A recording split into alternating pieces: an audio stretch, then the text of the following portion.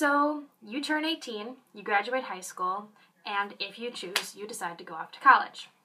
What is one of the first things that you think about? Your dorm room. Who you're going to live with, how you're going to decorate it, what kind of nonsense and experiences you're going to have there. We all thought about it when we came here, and it is very exciting stuff. It allows a lot of personalization. It's the first time you're truly living on your own, and coming from a junior, now living her third year in the dormitories, I would highly recommend that everyone going through the normal college experience lives at least 1 year in the dorms. It offers an experience that you're never going to get if you're living alone or at home with your parents or even in an apartment with a couple of friends. It's completely different than anything you're going to experience, and I highly recommend it. My freshman year was a ton of fun. All of the people on my floor became fast friends. We all learned how to play a video game together, and we spent hours in the lounge and just hanging out in each other's rooms, joking and learning about each other. And they're now some of my closest friends, and I met my current roommate on that floor as well, and she's been my roommate for the last 2 years. So it's a great experience, and it's a ton of fun, and I highly recommend that everyone have the opportunity to experience this. However, things quickly change after the first year. Whitewater has a 2-year dorm law that you have to live in the dorms for 2 years. However, the past few years there's been a few exceptions because there have been closures on campus for renovations. So they've allowed sophomores to move off campus. Luckily, the majority of my friends stayed on campus, and we were all still together for the most part and had another fun year full of staying in each other's rooms all night and playing video games and talking and hanging out.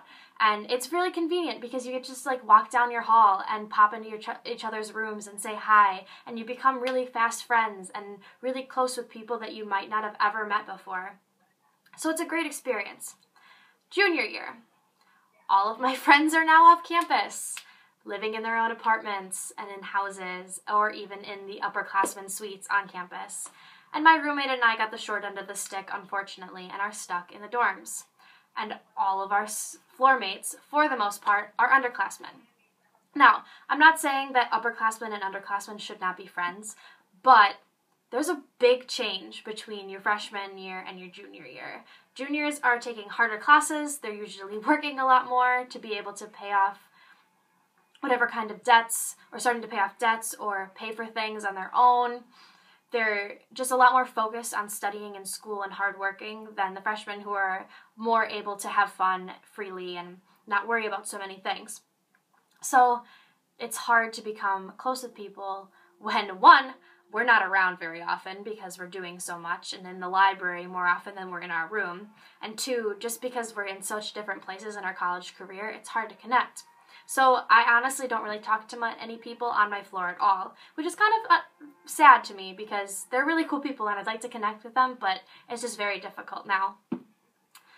So all in all, I would really recommend that everyone in college take a year to live in the dorms and get to know some people that they never would have talked to before and have those crazy experiences and those all-nighters in the lounge or in a friend's room playing video games and eating pizza.